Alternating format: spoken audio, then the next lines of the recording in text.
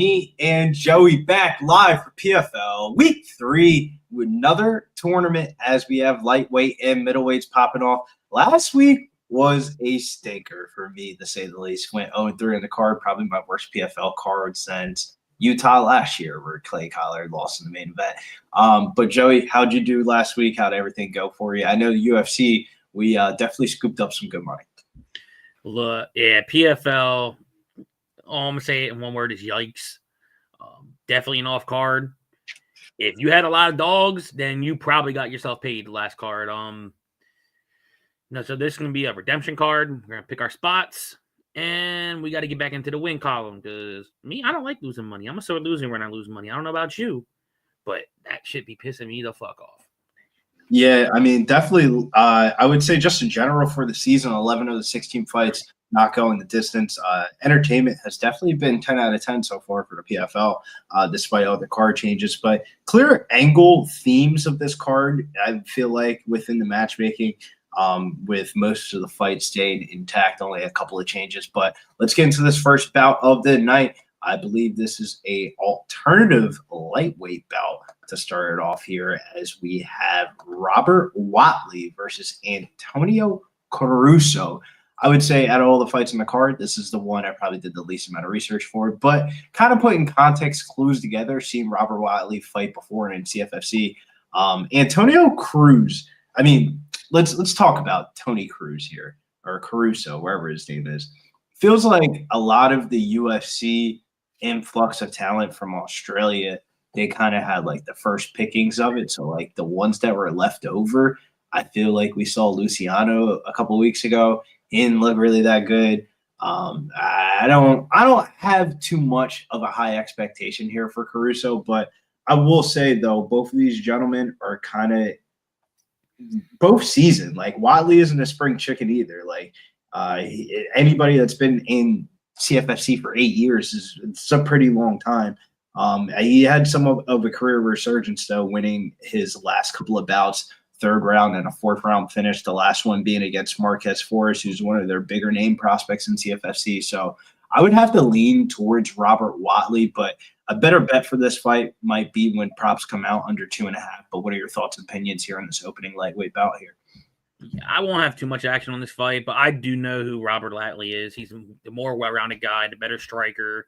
Grappling could be close because Caruso is a good grappler, but I have seen he does take boxing fights to try to, I guess, up his overall striking. And they're two older guys. And Watley's 35, Caruso 34. So, and I know Caruso's actually trying to get his very first win in PFL. He fought one time, didn't work out. Watley's trying to go to 500 and try to make the 2-2. Watley was originally on the card, so I'm going to take him. Not betting the fight, but I do think he can have the bigger moments in the fight. Get the takedown when he needs to, but I think his overall athletic ability will probably win in this fight. Yeah, I have to side with Robert Watley to kind of prepare for the date as well.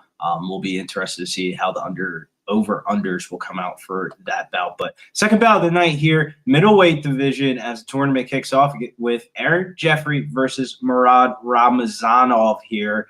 Probably jacking up that name, but Joey, I'll let you take this one away. How do you feel about Ramazanov moving up to middleweight after getting knocked out and losing to Shamil Masayev last season?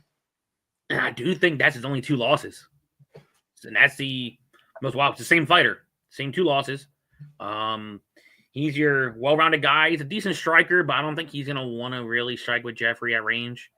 If he's smart, he's probably going to try to make it a nice clinch-up fight, get his overall wrestling and takedowns going, and if he can do that, I think he is a superior wrestler and grappler in this matchup. Jeffrey, he has good losses. Actually, if you actually really deep dive, he does have good losses to fighters who, in this organization and the UFC, who's ranked pretty high. So take that with a grain of salt. If it stays on the feet, it's probably Jeffrey.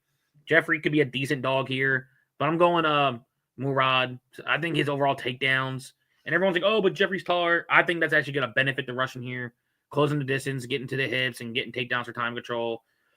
Maybe he could get a submission, but I'd probably more leaning Murad by decision.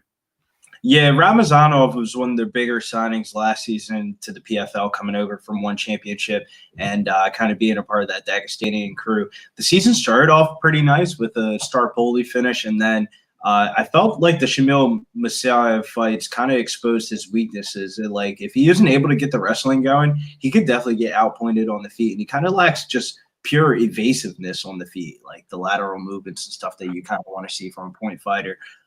Despite having some power in his hands, I feel like Jeffrey is the better striker on the feet. But Jeffrey's a fighter I've been high on in the past, but like, I hate to say it, but Canadian MMA, just in general, like the grappling just hasn't really worked out for him at the highest of levels. Like losing to Borrello on the Dana White Contender Series, that was the first time we saw any of the fighting nerds come into the picture.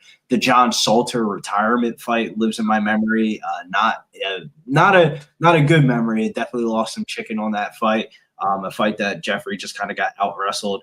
And then the Edwards one, we'll talk about Edwards in the main event, but that was a fight that Jeffrey wasn't able just to get going. I could see why the money line's going up on Ramazanov, but I do feel like the money line's a little bit too wide to play here. I think it's over 2.5. Like, I really feel like this fight goes the distance, and then if you're going to play it, probably Murad Ramazanov by decision, or him to win over 1.5 total rounds. Like, I think Aaron Jeffrey shows a little bit of resistance early, but Ramazanov's more of like, he could cage wrestle really good. So first single leg entry doesn't work, he's going to try to chain together a double leg, rip you down to the ground.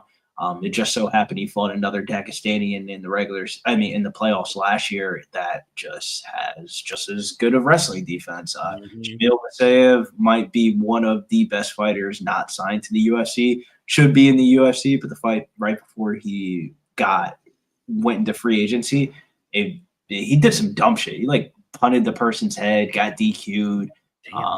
Whatever the fuck it was some dumb shit, and he did not get signed to the UFC, and he ended up in PFL. But he's not in this season. Hopefully Ramazanov moving up to 185 helps him out with the durability thing. I feel like durability is the biggest question mark in this fight.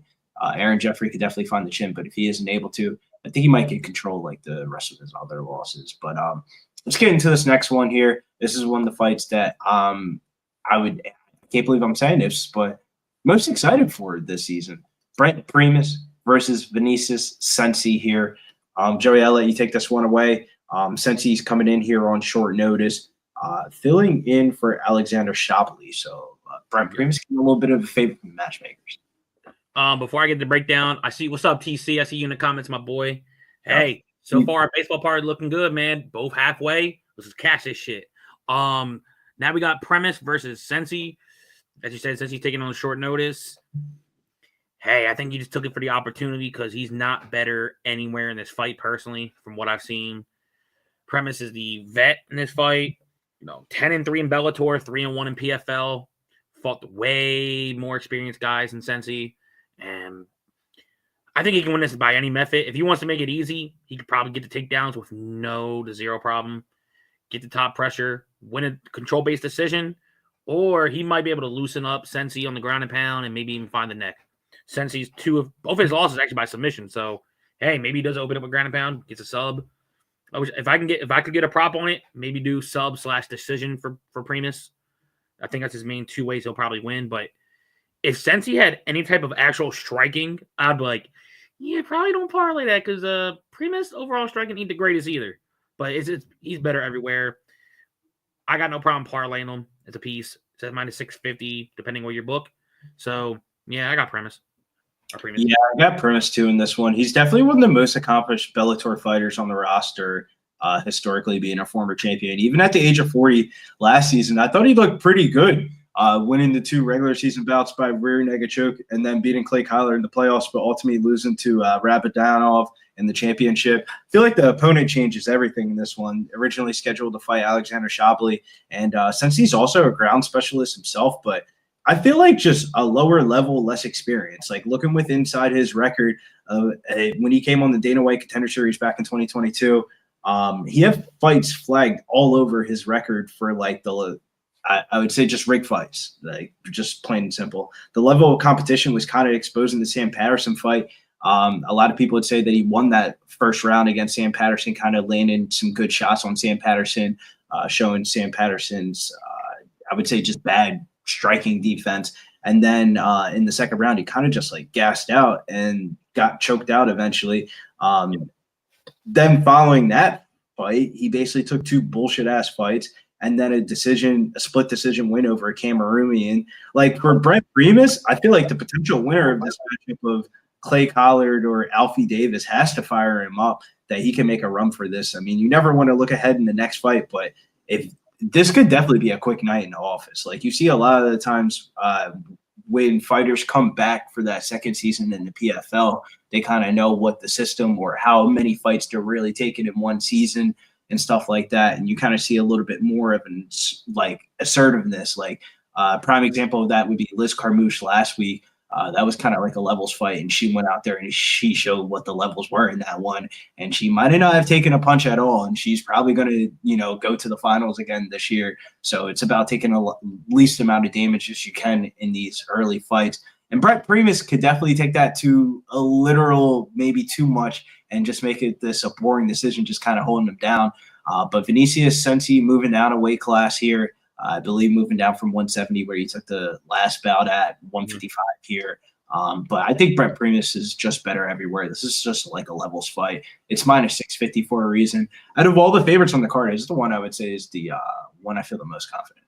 I absolutely agree. And I think I heard something where they're not doing points this year. They're not doing points this year. This is like a regular tournament bracket style. I could pull up the tournament, but I don't feel like pulling up those pictures. No, you're good, bro. Do you? But no, I just saw that I was like, oh, they're actually not doing no points this year. I didn't realize that the first couple fights. So I'm like, oh shit, okay, fuck it. Next bout, middleweight division, going back up here. Josh Silveria versus Mike Shipman. Joey, I'll let you take this one away because I'll probably be very biased here. I mean, I'm gonna try to sound non-biased for the crowd, but the striking should be fun. I'll give Shipman that. He has good little power in his hands, and he's sneakily okay on the ground, but I don't really see who he's really fought, who I'm really impressed with. He has an okay strength of schedule. Went 8-3 in Bellator, so that's not bad at all. I honestly was shocked when I saw the line. I thought Silveria was going to be a 4-5-1 favorite. He's fought way better levels of comp here, and as long as he can mind his P's and Q's here, I see him winning this fight. I don't want to say no problem because, like I said, Shipman does have power, but Silveria never been finished. I think first round could be close, but I think round 2 and 3, he's really going to pick it up, put a pace on Shipman, and maybe a later finish to decision. Yeah, there's definitely got to be some recency bias baked into this line because the public sentiment on Tapology, I was pretty shocked. Shipman and Rosta were the 2 most popular underdog picks on the website for this event. But dating back towards his time towards the LFA for Josh Silveria, he was a 2-division champ. I mean, I would imagine with how many fights you have to take back to back to back, it's easier to stay at light heavyweight than it is at middleweight. But the grappling and game style that he fights is just the most effective at middleweight, I always thought. He's going to be a big size bully here. Shipman is definitely a fan favorite from over the pond in England, being featured on a lot of their Bellator European cards when he was signed to that promotion. Name brand wise, this isn't a level that he's unfamiliar with, but the grappling, I don't think he's yet to face this type of style of like, if you recognize the last name Silveria, it's because he's the son of American top team head coach. I mean, I think the fact that Josh Silveria is back down at middleweight, you'll see it's a very common theme that some of these guys that fought at like heavyweight last season are down at middleweight. I think that shows that he's locked in for this one. Of course, he'll have to stay away from the quirky style of Shipman, but he was able to beat the likes of Sadibou Sy. I can't say his last name. Sadibou Sy in the co-main event. He's like a kickboxer. I feel like this is a style that you've seen before, and he's passed this test before. And this is a good, I would say just a good fight to get the momentum going of like when he first signed to PFL, he was like the undefeated American top team son guy, had a lot of aura around him. And then some of that aura has been kind of exposed from former teammates or people that just know a little bit more about his game plan. But I definitely think Josh Silveria has the opportunity to win this fight via ground and pound. I would probably stay away from the submission prop because I could definitely see him getting the better of the clinch exchanges here, like Shipman throwing some lazy-ass leg kick, then Josh Silveria trying to come in, get inside the pocket, and try to get a finish. But this is definitely one of the more anticipated bouts of the night. And we'll talk about another one here. Fan favorite, Clay Cassius Collard is back inside the smart cage, and he'll be taking on Alfie Davis here, the fighter from England. And Joey, I'll let you kick this one away. I see Gerardo Hernandez says, give me Shipman in the last fight. This is the one that I'm a little bit nervous about my boy Clay here. Like, I know he's fought a good level of competition, but I'm a little bit nervous about this fight. Yeah, I can absolutely agree with that. Alfie Davis is a dog. He's a legit dog, but I think Alfie Davis, they're both well-rounded. Who's a better grappler? Maybe Alfie. Collier, that man, look, if you don't take him out, there's a good chance you're not winning the fight. Because Collier, look, he's going to let you hit him. Then he's going to wake up to realize, like, all right, I am in this fucking fight.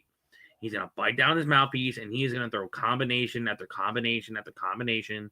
If you don't click jump with him, your face is probably going to get, beat up, red, bleeding. I think, there's going to be some moments. If Collier can't close the distance on Davies, it's going to be a lot closer fight. But I'm leaning Collier. I'm not too sure about a finish here, but I think it probably goes to scorecard. It's going to be close. I think this fight screams at me like a split decision. Yeah, that's what I'm a little bit nervous about as well. Cassius Clay is definitely one of my favorite fighters on the roster. He's definitely what you call a fighter's fighter, going to fight for your money with just a laundry list of professional fights across different promotions. Like his 2 losses in the UFC against Max Holloway, Gabriel Benitez still gets cut. His MMA style, though, you kind of see the blends of the boxing background with the come forward pressure, reckless abandon style. While it's been entertaining for fans for years, you're starting to see the wear and tear come up after the 2023 runner-up season where he came up from the championship. Last year was just not his year, going 1-3. Started off the year losing by triangle against AJ McKee on that champions card, and then Burnell and Primus decisions where it was just the holes in this wrestling game, just kind of being the Achilles heels for Clay Collard throughout his whole entire career.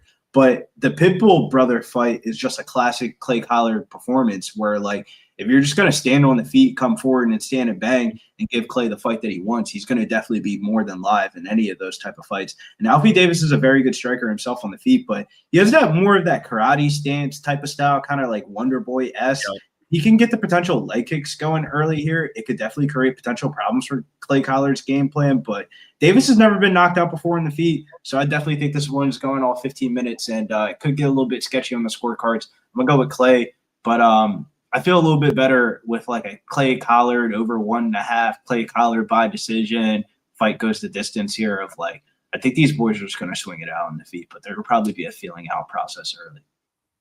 Oh, what Mel say? I heard this is where all the hoes be on Thursday night. Mills, Gerard are with me there with Clay Collard as well by decision. Next fight of the night here is coming in the lightweight division. I think Mills had the honors of speaking to this fighter here. We got Mads Burnell versus JJ Wilson. Mads Burnell moving up a weight class. Joey, I'll let you take this one away. Okay, so I know how you said you were not trying to be biased on one fight. I'm going to try my best to not be biased at all in this fight. If you know, American Top Team is one of my favorite gyms. So JJ Wilson trains at American Top Team, and he's getting good rounds in. He's going to need to, because I think Mads Burnell is definitely going to try to change the levels, get a fight to the ground, and try to get to his overall grappling ability. And one training partner I've seen JJ really work with a lot in this fight is Mateusz Gamrot. So if you're telling me you're definitely getting them wrestling boots in around with Gamrot, I think you're definitely going to be ready for this fight. JJ, he is well-rounded himself. He does throw good combinations, has his own sneaky BJJ. Damn, Joey, keep your hands down. Man, I'm not keeping my hands down for shit. Ain't nobody hit me in my chin. But, I think if JJ does keep it on the feet, maybe he can try to get Mads Burnell out of there, maybe round 2, round 3. Because I think that's what's going to happen. I think he's going to defend a lot of takedowns early. And if Mads can't get it going, he's probably going to be in a world of shit. I'm going JJ. Maybe later finish also, but I think he could probably win the decision.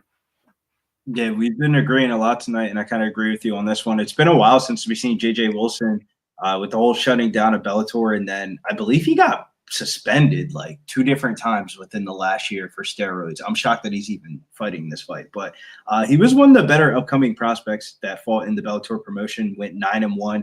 Only loss was to Rabadanov in the co-main event. It's such a tongue twister of a name, but coming off a 2-year layoff, could there be cage rust? I mean, possibly, but if there's one thing about Mads Burnell, I would definitely say he definitely stays active coming into the season. Last year, I didn't know what was up with him. Like, he definitely looked uninterested in his first fight, getting submitted in his first time in his career by Michael Dupfer. But that must have sparked something for him for the rest of the season, because he came out for the rest of the season whooping motherfuckers' asses. Like, beating Clay Collard at plus 220, underdog in Clay Collard's hometown in the main event in Utah last season. And then he came in there, spoiled the party, and then got back in the next one, beat Espinoza, who's looked like a really good, outstanding prospect from Kill Cliff FC, one of the homegrown prospects for PFL. Like, a fight that Mads Burnell is definitely not supposed to win the match.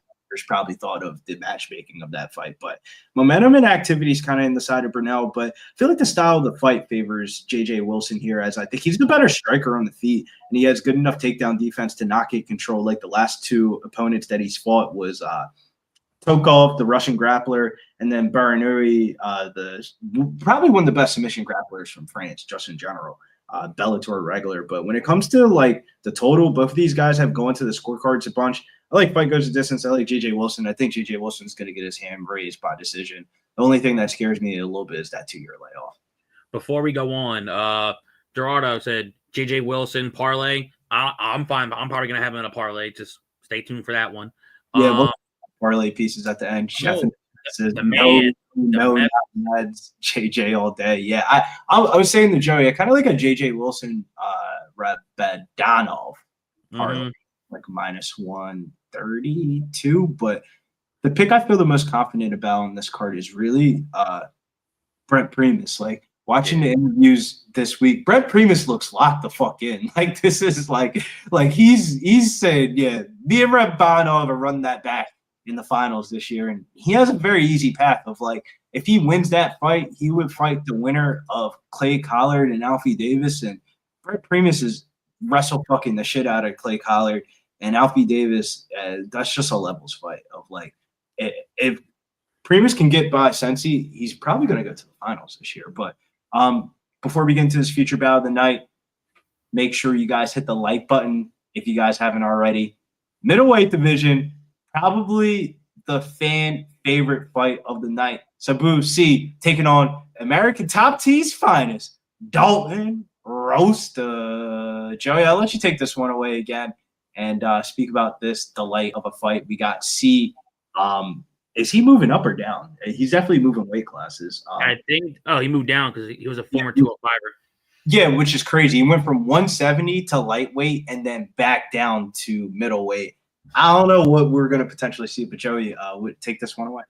I can tell you what we're definitely going to see. We're going to see 2 different class of styles here. The size, your tall, rangy striker, long reach. Dalton Rosta is your come forward chain style wrestler who's strong as shit. Because when he does get you down, I'll give him credit. He's like, all right, now you're down. I'm not letting your bitch ass up. So I'll give him his good top pressure, good ground and pound, good control. And that's what he's going to need in this fight. If you're telling me he can't get the takedown, someone's going to look like a minus 500. Whoever's game plan can really get fucking going. If Sy stops takedowns, there's a good chance he's probably going to knock Rosta the fuck out within the first 2 rounds. But if Rosta can really get the wrestling down, time control, I think he'd then potentially tire out Sy. I'm curious how the weight cut went for him. I know he made weight, and I'm curious. I know he fought 170 one point, went to 170, 205, now to 85. I'm very curious on how he makes the weight cut personally, but hey, kudos to him. I'm going to, I think, my first dog pick of the night with Dalton Rosta. And depending on what line you get it at, I think you can still get it plus money. Yeah, I like Dalton Rosta as well. I thought the craziest part was at the weigh-ins. I was kind of thinking the same exact thing you're thinking of. Like, I know he just got done fighting that light heavyweight, but I mean, Sadibou Sy is a jacked ass motherfucker. Where like anytime he's hitting the scales, I got to make sure he's 100% okay. But Dalton Rosta, man, has just been somebody I've been high on, man. Like, you talk about the compelling matchups of the card. This is two fighters with two completely different styles, like C being the kickboxer, Rosta being the grappler. There's some things in Rosta's favor here, like the age advantage. I believe he's damn near 8 to 10 years younger than C in this one. And while not being the taller fighter in height, body density-wise, no diddy. I mean, I don't think you could get bigger than Dalton Rosta without passing a fucking drug test, dude. Like, This dude is fucking jacked. I just feel like with the shorter fighters, sometimes you kind of see it's a little bit easier to get their takedown entries. And if there's one thing that's been C's career Achilles heel, has really been him grappling at the middleweight division, hence why he changed weight classes, losing to the likes of Josh Silveria, Magomedov Karamov, and Bus Magomedov when he fought in the PFL. I mean, the list goes on. Like, it's crazy that he fought at 170, but I don't think light heavyweight necessarily was the best division for him, but I think the grappling of Rosta is going to be enough, and some of those Achilles heels problems come back to haunt C in this one. I think Dalton Rosta might get beat up a little bit on the feet, but I think he's going to be able to ragdoll him towards the decision. This line was originally opened up last week when the lines opened up on Sunday. This line was like plus 180, plus 170, all the way down to plus 105, minus 106 in some places. So you're seeing steady line movement from sharp bettors here on Dalton Rosta. And I kind of agree with him, bro. I think C's going to get wrestle fuck in this one, where Dalton Rosta is going to ragdoll him towards the decision here. A little bit nervous. This is a step up in competition for Dalton Rosta, but I definitely think that he can definitely pass this test here. It's probably a pick of the card. Let me see. Gerardo said Dalton Rosa plus 115. Jeff got him at plus 110. Go ahead, Slaughter. Yeah, you can get plus 110 at Caesar Sportsbook. Yeah. Sportsbook states. Out of the card, though, not to look ahead too much, I would say that might be the best. That might be the best underdog of the card. Of like, I agree. We've seen C get wrestled fuck before. It could definitely happen again if like Dalton Rosta is going to do one thing and just wrestle the whole entire time. But co-main event, talk about wrestlers: Gadzhi Rabadanov versus Mark Diakiese. Coming over from the UFC, took a little bit of a year layoff, but he's geared up for this one. I don't think there's ever been a person that's had over a year layoff for preparation for a PFL season and is plus 420 in the first bout. But, Joey, do you think the Dagestanian gets the title reign, or do you think Mark Diakiese, now representing the Republic of Congo, you're still English in my heart, do you think that he can get the D1 Diakiese wrestling going and kind of oust the Dagestanian? The Dagestanian last week fucked my pockets up. Kazimov, oh my God. And then Molbek Kubialayov week 1, that was a sweaty ass fight.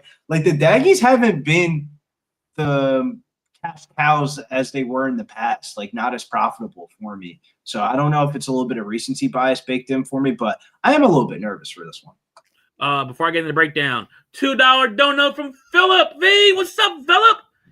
Thank you, Philip V. Shouts to Philip V in the house. Donation. Train for this one. So I'm gonna try to pronounce this man's name before I tell you who the fuck I'm picking. So you probably know who the hell.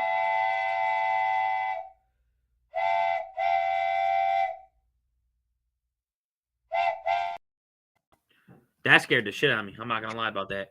I was like, oh shit. Was it Rabadanov? Yeah, Gadzhi Rabadanov. Okay, I actually got that better than I thought. You damn right, Big Show. How about them Tigers? Let's go. And I hope, TC, let me know how the Orioles are doing, my boy. But yeah, I think the Russians gonna get it done here. I remember when Mark Diakiese got into the UFC at first, everyone's like, man, high flashy striker. And I remember I had a ticket on him to win my knockout his first fight, and he flatlined old boy. I can't tell you his name, but that was so long ago, debut in the UFC. And I give him credit. He's adding wrestling to his game, which is good to see. I thought that Casey was so much older, but he's just early 30s. I'm like, okay, he still has some entertaining fights left in him, but yeah, I'm sorry. Not this fight, boy. I'm sorry. I'm a fan of Diakiese, but no. I think Rabadanov is going to chain style takedowns, show him who the better overall wrestler is, and what? He'll probably win a decision. I'll give Diakiese his credit. He's very durable. He's never been knocked out. But, Gadzhi, maybe he was top pressure. He can work this out. Maybe get like an arm and head choke. He can go for rear naked. I think they're going to try to make a prove point here. He's a big line for a reason. Could it be a sub? Maybe round 2, round 3? Very possible. I think Diakiese is going to put up a decent fight in round 1. But yeah, I'm going with Rabadanov. Yeah, it's actually crazy because he's one of the only champions from last season to return for this PFL season. I mean, he proved last year why he's such a tough fighter, as he has the when you think of the Dagestanian fighters, you think of their grappling first, but in reality, bro, Gadzhi be fucking people up on the feet, right? Like when he fought Brett Primus in that championship fight, he hit him with a 1-2 punch and just clean clocked him out. And I would say you definitely got to be a little bit worried about him on the feet. And then the wrestling is dangerous enough. And he's more of a position over submission type of grappler. So that just wins. Like his style of fighting is so hard to beat decisions because he's just going to hold you down if he's wrestling. And then if you strike him with him, he's going to hit you with the striking. And it's just like, I feel like Diakiese's game plan completely changed during his time in the UFC. Like he started off as a kickboxer, and then after the Damir Hadzovic fight, we're calling him fucking D1 Diakiese because he started grappling people. And like, yeah, he's found some more success with that game plan and kind of prolonged his career out a little bit. But I just don't see how Rabadanov loses a decision here. Like the UFC cut Diakiese in the first place because he looked a step slower and he was the most entertaining fighter, and Gadzhi isn't the most entertaining fighter either. So I guess you put two of these guys together and it's supposed to be fireworks. But I'm shocked that this was the co-main event, probably because Rabadanov is the returning champion. But yes, Justin Bali, guys, if it feels like we're responding back so quick, it's because we're live. We're live. Make sure you hit the like button already. If you guys haven't already, hit the like button, bell notification so you get notified for all the live videos. Like this one, PFL action. Wish we had the Cage Warriors lines because I would probably give you some Cage Warriors picks, but we don't have the Cage Warriors lines, all of them. But yeah, how do you feel about the -800 parlay piece, though? Where would you rank that for favorites on this card? I do believe he is going to win, but I still got Brett Primus ahead of him. I think Brett has the more easier matchup, and I don't think the Russian wins. If you're someone that is, you know what, PFL, sometimes they have lines. You got to eat the juice sometimes. You could probably parlay the Russian with Primus and one other fighter, make it to like a 3-leg. Unless you're someone that likes, -200 and change. That's not really my cup of tea, but. Yeah, I was kind of looking at the 2-leg angle of like the Wilson line went from what was the Wilson line originally at? The Wilson line was definitely not -180. It was like -155, and then it went up to -186. And then the Clay Collard line kind of did the same exact thing, -142 up to -190 in some places. But I was kind of thinking about throwing Gadzhi with one of those 2 legs and then kind of making like a 2-leg, but put more money on the Primus parlay. But we'll see how everything goes. Main event, though, Impa Kasananay versus Fabian Edwards. Man, we just faded one the Edwards brothers when we were down in the essay. Sean Brady was able to get the job done. And I was saying to you, I don't want to sound like a basic capper, but dude, Fabian Edwards fights exactly like Leon Edwards. Yep. Like when he's locked in, and he's knocking out the likes of fucking Gegard Mousasi and Lyoto Machida. But then he's also has some stinkers along the way as well. Hence the 4 losses. But what are your thoughts about Impa Kasananay, the former light heavyweight champion, moving down to middleweight here? Look, this might be good for him. He's fighting guys around his size, and he's not fighting no 205ers who cut down from heavyweight. So maybe this could be a better overall fight. I'm going to not try to sound biased because, like I said, Fabian, he is a good striker in his own right when he decides to let his fucking hands go. When he's on the defensive, counter-striking, he's going to be low volume. But look, I don't know if me and you're gonna be different on this fight, but I got the cowboy hat, goddammit, and I know Impa rocks the cowboy hat, so I got to go for my fellow cowboy and Mr. Impa Kasananay. That's who I got to go for. But the way and method of the fight, I'll be real with you. I'll be very careful to be real because me and Billy were talking pre-flop before the show, and 2 things that happen: either one, someone really does find an opening early and KO someone early, always possible. I think this fight's going to be more calculated. Impa did come out. If you actually want to see it, follow my boy Mills at MMA Locker Room. He had an interview with Impa Kasananay where he says he pretty much wants to keep the judges out of it. So if you're on that side, I think Impa could be live for a knockout.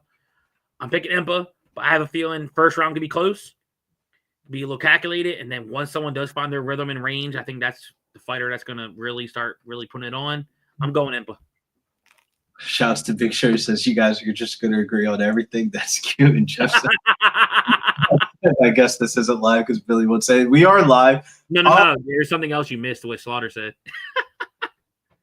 This is live to say I'm gay. I will say though, the one thing that scares me about this one, like I'm not a big model guy or a big like, oh well, the model says, but the model does say that this is the best underdog pick of the card. And when you kind of look deeper into it, I definitely think this fight's going all 15 minutes. And Impa had one of the best, I would say, just UFL to PFL runs, like after being on the highlight of every fucking highlight reel when Joaquin Buckley fucking did the spinning back kick. I mean, it's got to be one of the best knockouts ever in UFC history. Yeah. I remember watching that with my ex-wife at the time, and like she almost broke the fucking bong at the time, just dropping it because of how shocked she was of seeing that finish. And like for him to bounce back from that, like at one point he was homeless living on a fucking farm before he signed to the PFL. Bouncing back from that and then winning the Challenger Series and then winning the title over Silveria. Since then, it's been kind of like a mixed bag of fights. Like he's just taken too many fights last year. Like he fought 5 times last year and then 5 times the year before. Brad's 10 fights in 2 years, bro. You don't even see people in the regional scene taking that amount of fights. It's just taking a lot of damage in a short amount of time, and the level of competition being raised as well. Like the Johnny Eblen fight, he was winning that fight until he gassed out in the end. The Nadu fight, he almost got knocked out in his second regular season fight last year. The Silveria fight, he took a very careful approach, and then the Dolbit fight, he was able to catch him and kind of give him the reality that he needs to move back down to middleweight. That's probably where we're going to see the best career performances. But I think this is a striker's delight, where this is kind of makes me think that the dog is live here. Fabian, brother of Leon Edwards, pretty much have the same similar qualities when fighting inside the cage. Like he's lost to more wrestlers though, like Austin Vanderford, Johnny Eblen. Like I don't really think anybody's going to shoot takedowns in this fight. I think Impa is going to invite the striking and kind of make this, he's in the main event, kind of make this an entertaining fight. Fan favorite now. I hate to say it, bro, but I think Fabian Edwards is going to bullshit a decision here, and like people are going to be pissed off with Impa Kasanganay. And Impa probably gets that year layoff that he really needs to take. I mean, bro, 10 fights in 2 years is wild, bro.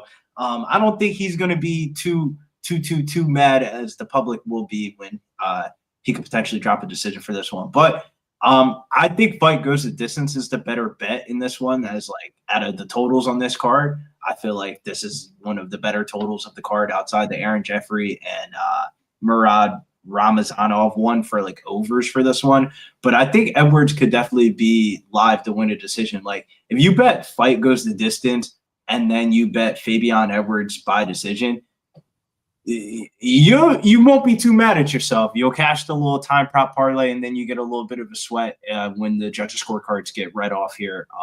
It's a striker's delight. Like who's to say like one person just doesn't look like they landed more damaging shots. Like it's 2 big ass black guys fighting against each other. Like how shocked would you be if Impa lost this fight? Like you wouldn't be that shocked. KO decision would probably be the prop angle here for Impa Kasananay if you're looking for that one. Honestly, I think you can flip it off the rip if you're going to go with Fabian. Same method. He can maybe knock out Impa, and Impa has 3 KO losses. And as you said it wouldn't shock you if Fabian won a decision, a bullshit decision. So take that with a grain of salt, whatever side people are on for the main event. Let me see. Hold up. Now, someone tried to call me some Cajun who? Wait, the guy on the bottom looks like a Cajun Indiana Jones. Big Show. Silveria, Impa Parlay.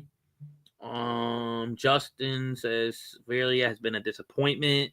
Billy Mills asked markets, models, and more. We could talk about some model picks on the recap here.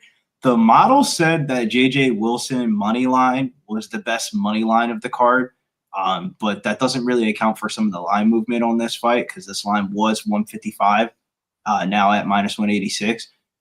That said it had the most value on the money line. The most popular underdog at the card was Alfie Davis for like people that are picking for this card. And then the favorite that stood out the most, I would say, model-wise, price tag, was Josh Silveria for parlays. I kind of agree with that one at -250. And then the other one that they don't have spreads for the fights in PFL, but it kept on saying Mark Diakiese +3.5 would be a good play if that was a thing in the PFL. But the best prop of the whole entire card was the Brent Primus fight to go under 2.5 total rounds. Agree or disagree with some of those model picks, Joey? What was the under 3.5, or what was the under 2.5? Brett Primus, Cenci. Oh yeah, I think at some point he's gonna finish. Old boy, he might look like he's playing with his food early, but he's like, as you said, he might do the Carmouche to where I'm not trying to take no damage. I can make this shit look quick and easy in advance for the next round. I could agree with the premise one. Hey, hold on. Big Show said plant a flag, pussy. All right, you want me to plant a flag? I'll plant a fucking flag right now. I will. I got money on. I'm gonna put money on this dude. I'm going underdog. I'm not no bitch. I'm not gonna pick no favorite. I'm going an underdog. I'm going Rosta. Oh, you're going Rosta as the +100 flag pick of the week. Agreeing with Jeff there with the Silveria Rosta parlay at +194 for him. I'm gonna go with a chalky parlay. I'm just gonna go with my two most confident picks of the fucking card. After getting smacked last week of the PFL, just gonna go with all reliables here. Brent Primus, Josh Silveria, 2-leg parlay, -163. If you want to get 3 legs on it and add Rabadanov, I guess. But I'm gonna stay off the Daggy this week. I'm gonna stay off the Daggy fight this week. I'm gonna go with that 2-leg parlay. Straight bet is gonna be JJ Wilson. I'm gonna find some way to put money on JJ Wilson. I really like that fight against Mads Burnell. And then underdogs I'm looking at: Fabian Edwards, Dalton Rosta, and Cal keeps on telling me about Aaron Jeffrey, but I'm just not feeling it. I'm not feeling it. Shouts to Cal. Cal over there on my Instagram did a collab post this week using some AI model to get some PFL information. And there was a lot of good little nuggets and stuff like that. So check that out over on my Instagram, Billy Bros DFS. And then what did we say for the lightweight alternative one? I like the under 2.5 and Robert Watley. Yeah, I agree with that. I think Robert Watley, I think, Antonio's going to try to come out early. He's a short notice guy. He might try to go all out round 1. Maybe round 2. That's where Robert Watley, I think, does take over and potentially gets a finish. All those prices are ugly, Jeffrey, to be an overrated Ramazanov guy. I mean, I think Aaron Jeffrey at +180. It's not bad. It's not bad. Like, I believe offshore-wise, he opened up as a favorite for this fight, and then that line got smacked for whatever the limits were for it. And Ramazanov was -200 once they opened up that fight stateside. So the bookies thought Aaron Jeffrey had a better resume, but I also think it's a little bit of recency bias baked into that line of like, he just fought probably the best fighter in PFL's roster in the last 2 fights, and he exposed him. Like, who's to say he just doesn't bounce back? Anything else you want to say about this card before we leave on out of here? Pick for fight of the night. Oh, fight of the night. Let's see. Honestly, depending on, there's 2 fights I'm looking at for potential fight of the night. Collier Davis, depending on how the overall striking flow goes, 2 good strikers. They can definitely, both have their moments. And the last one is probably the main event. I think if Impa and Edwards type of style they go, if you're telling me they're more of a low volume pick and tick for tat, then this fight's probably going to suck and get some boos. But Impa keeps saying he doesn't want to leave shit in the judges. So I do think maybe he does let the hands fly. And I think they're both going to have success in that fight. If I was able to predict, early finishes, I'd definitely look at Primus.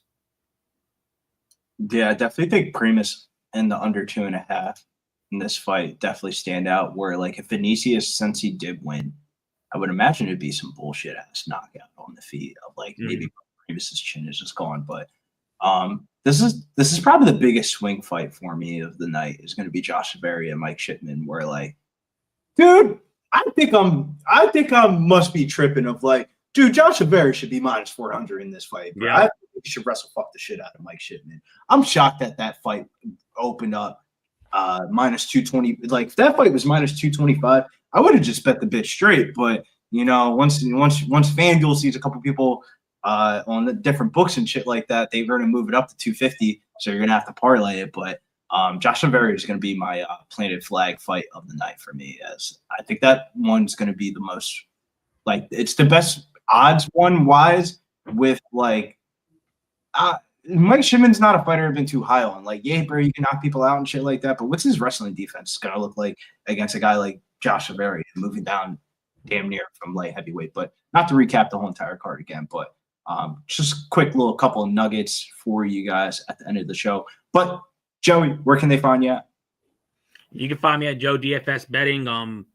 Like I said, lately I've been way better posting plays. Just stay tuned. Sometimes PFL, I actually post within like an hour or two before the card. I want to make sure I wait for props in case I do play props.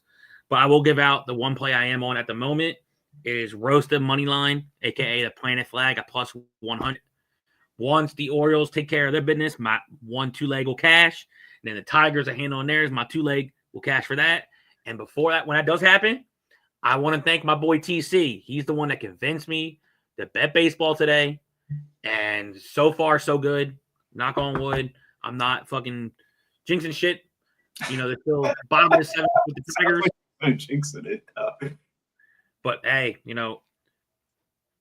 I'm ready to cash. I'm gonna put some winnings on my Rosta play, and then if I was to parlay anything, stay tuned. Maybe it could change. Maybe I'll play it. Sylvia and Wilson. I call it the American Top Team parlay, the 2 leg at plus 113.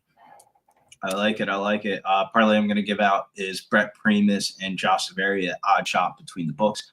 To find the best line for that one. But no UFC this weekend, but NBA playoffs popping off. We're on a nice little NBA win streak, so we're trying to get that bad boy going. Probably going to stay away from tomorrow's games, but make sure you guys follow me over at Getting Bills, pubsportsradio.com for the free picks. Free picks have been smashing. Hopefully we can try to give out some UFL picks as well. But till next time, Joey, let's get the fuck up on out of here. Hit the like, subscribe on your way out. And if you guys haven't already, Anthem TV on your app stores, Roku, Amazon, Google Play Store, Apple Play Store. Download it. Find the boys. And Mike Taylor, I believe, show is coming over to Pub Sports Radio next week as well. A little bit of news for you there. Till next time. Yeah.